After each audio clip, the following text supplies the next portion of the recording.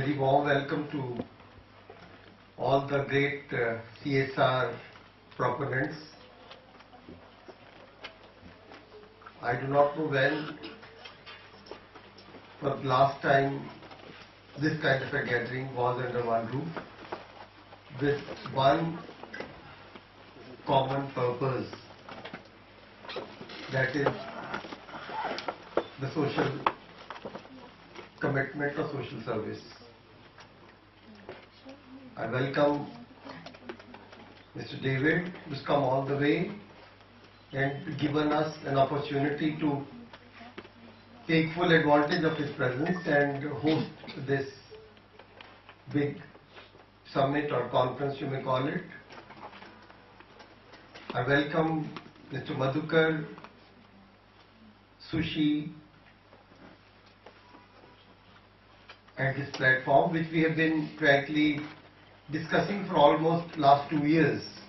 So it's good that it has materialized today, and by very warm welcome to them with an assurance that we have to be doing it, as I discussed with both of them, that in that 3-4 months, so many new activities they have on their agenda, which we would love to host all of them. Yeah. You, on behalf of the entire team of British Chamber of Commerce Industry and Center of CSR. It's a really warm evening.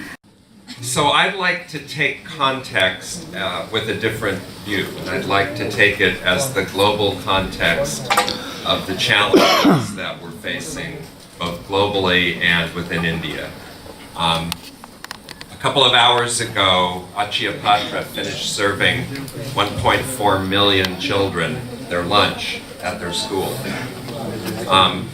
Today and yesterday, 38,000 women helped create the yarn and actually weave the carpets on looms that have been placed in their villages so that they can work and create those beautiful carpets without having to leave the place where they grew up. Mother Industry has, I don't know how many artisans working on their products being sold across India and globally.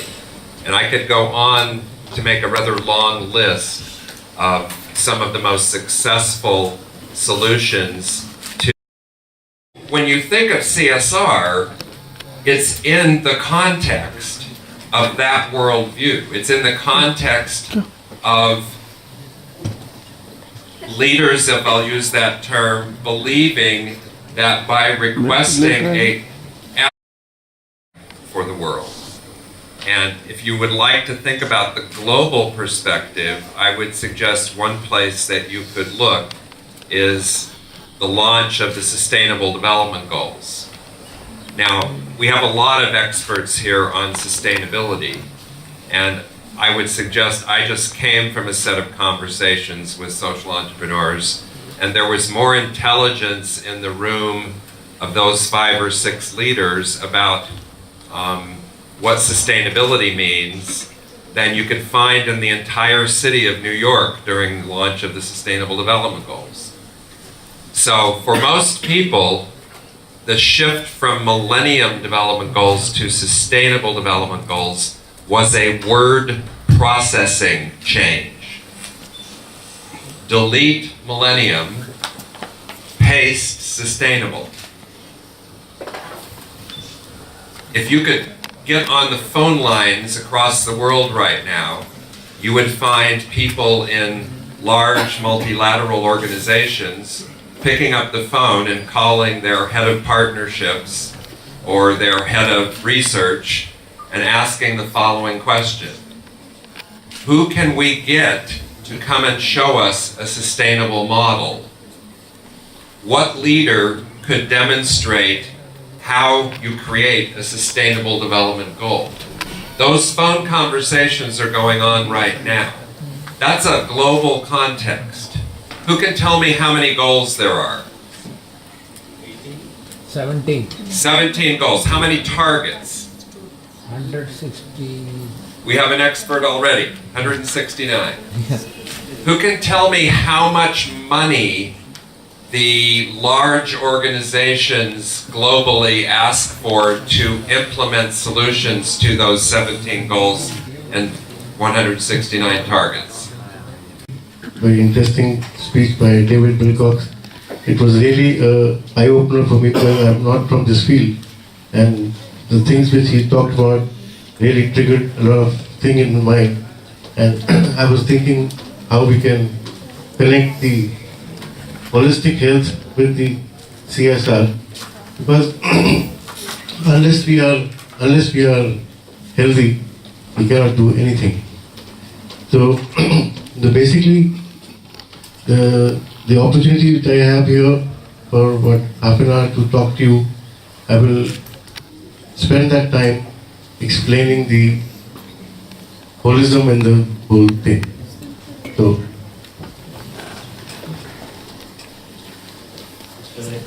yeah. So when we say holistic word comes from the word whole.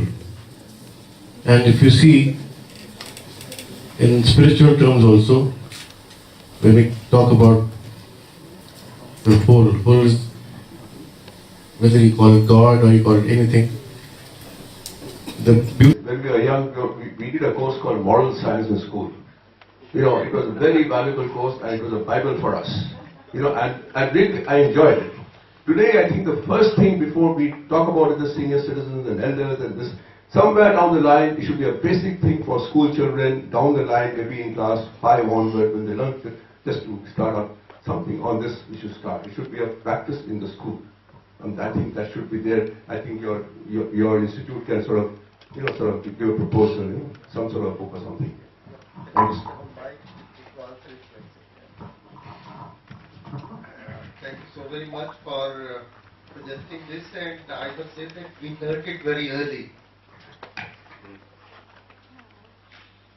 The values which students missed out at the school level, which they missed out at the college level, we are trying that we give them back at this MBA level now. So this what we found a very big gap into that. Something went wrong into our foundation in the last 20-25 years of change education. We tried to copy, sorry to say, tried to copy some developed countries very blindly.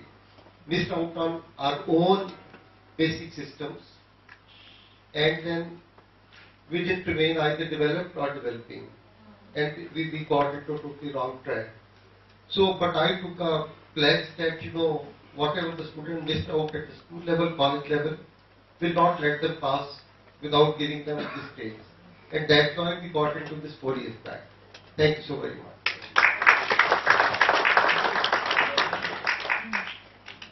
One thing that I think challenges us all, but in particular challenges us if we're trying to change from both of the issues that you raised, moving away from measuring ourselves by external things, whether they be stuff or degrees, or not that degrees are bad, but you really don't need hundreds of them. One of the opportunities I would encourage people to look for is something that would really put you in a position where you're experiencing leadership development as a leader who's fixing a problem. Because most of the leadership development we get isn't involved in fixing a problem. And when people actually have that experience, they generally come back and say, that's the best leadership development I've ever had. So the Desmond Tutu Award this past year was given to a group out of South Africa who have a similar kind of CSR law to the one that was passed in India, but they've had it for 10 years.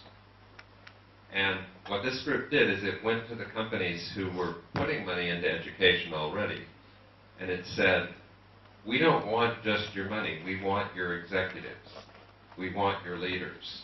We want to bring each leader to a school, we want to partner each leader with a principal, and we want to do what is the holy grail in development, which is a custom development plan.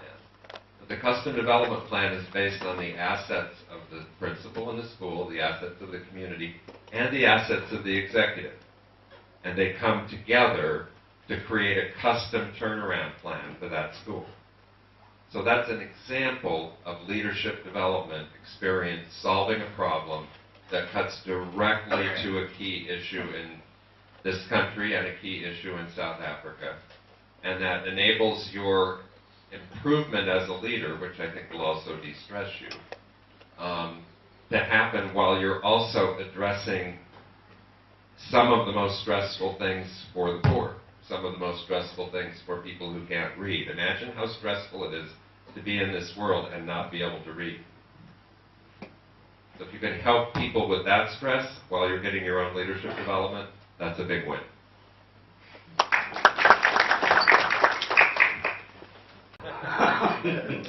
Well, David and myself, we deliberated. I'm from the Indian School for Innovation and Sustainability. And we had a very good two-day session over the weekend trying to understand how we can really structure this sustainability and put it into the system so that it's a no-brainer for people to actually come into investing.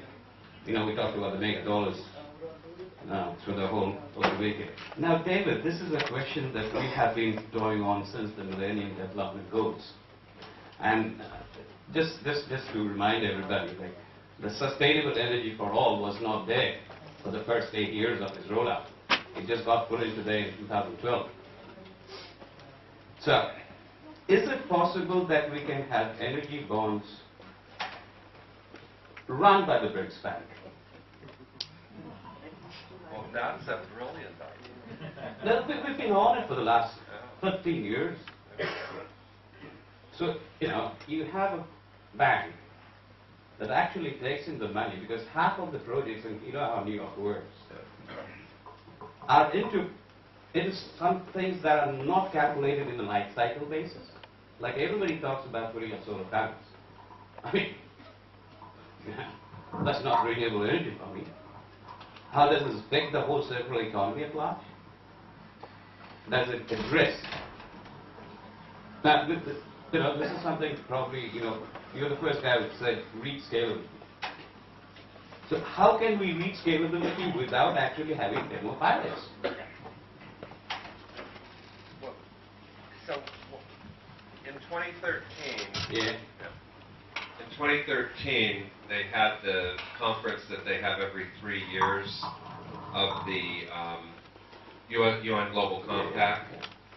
And Accenture did a survey of 1,000 CEOs. And the theme of the document that they wrote in response to that survey, one of the key subheads was stuck in pilot paralysis. I agree, I read that book. Yeah. So Board is personally responsible. They are responsible for making a CSR policy and the program. They are responsible for nominating a CSR committee in the organization. They are responsible for a director's report to include the CSR reporting and say what they have been doing. I mean, for CSR reporting also there are so many problems, so many ways, globally how integrated reporting systems and so many aspects, triple bottom line, all those are coming up, and I mean, those of you who, I mean, most of you are already experts in it. We are dealing with all these aspects. So there is a hell of a lot happening. What he has said, I mean, I was very, very happy to learn that there is, why look at problems, look at plenty of solutions, plenty of the people who are wanting to really come out with the proper results, and we can move up. So let us follow that, and I think with these few words, it's a very excellent way to put it up. Thank you very much. And certainly would have enriched the knowledge with different perspectives. We started from CSR, MDGs, went up to SDGs, and then back to holistic healing, talked about I, illness, W, wellness, and then back, as Mr. Ahluwalia came back to Indian context of CSR, and rightly said, that, in fact, I was pointing out that the questions which I had raised, some of the answers were hidden in Mr. Ahluwazia's answers. That CSR and sustainability actually has no proper definition, and here lies the problem. People are really confused.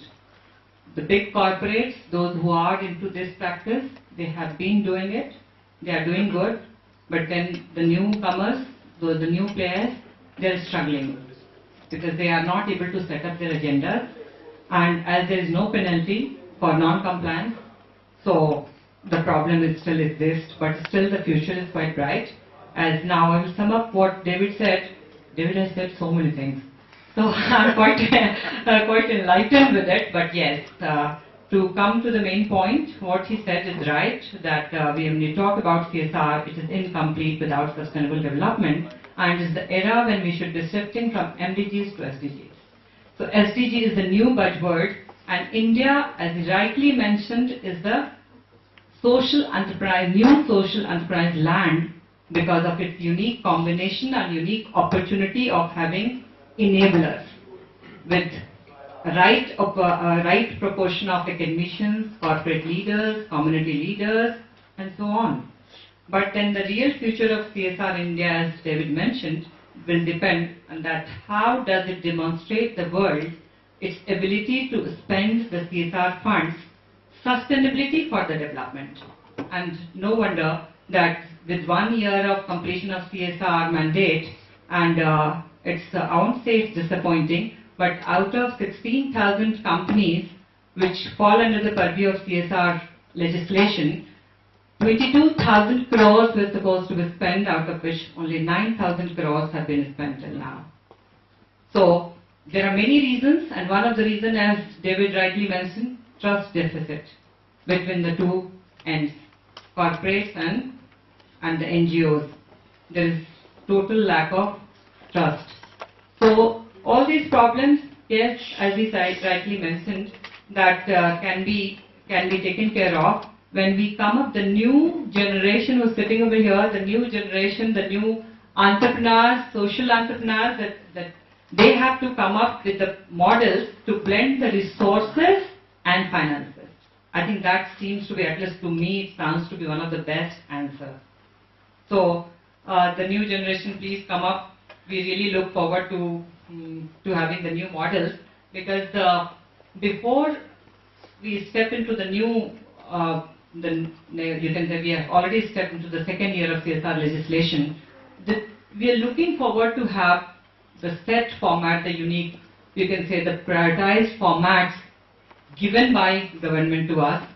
But we are really not what David mentioned, and we realize that there are so many things to learn from the West as well. I agree what David mentioned, that we in India can certainly benefit from the same if we are going to look at the best CSR practices across the globe.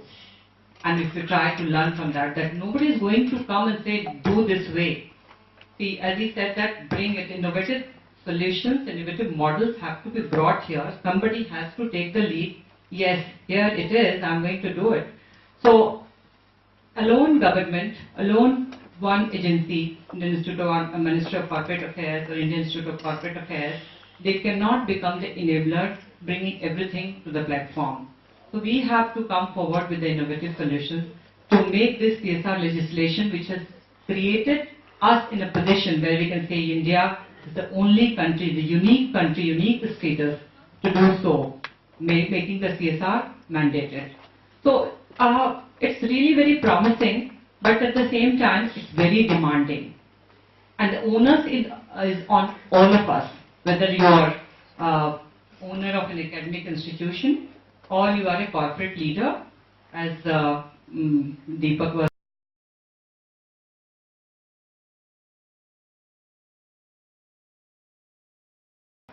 First of all, Mr. David came all the way to Biden.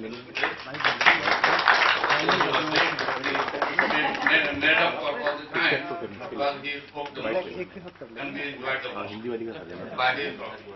And he gave a lot of ideas, which we can work upon, and they are very valid ideas. So thank you very much, David. You have really blessed us, and we feel honored having you here. I must also thank the people who have taken this to come here and give the different ideas regarding what really in the current geopolitics and health structure. Therefore, we want to make the country healthy. That's the message is given. The best message that we could have this evening. And I must also thank, from core of my heart, Mr. V.M. Mansal. Mr. Mansal has been a great dear friend of mine for the last 35 years. And I have really enjoyed his company. And he has been so graceful, so gracious, and so very bountiful that he gave this place to all the attendants, taxis and hospitality. We are really, really grateful. I'm also thankful to all the people from this Institute of Management, Dr. Tina Singh, Dr. Sarika, and all other members of the staff as well as the students who have made this really a great success. Dr. Amit Nagpal, the social media partner, has also been a great help to all of us. And not to speak of Dr. Sushil Singh, who is the soul of the whole thing. He is the person, the spirit behind the entire event that we are today. We are here today, and I think this will be given to her. This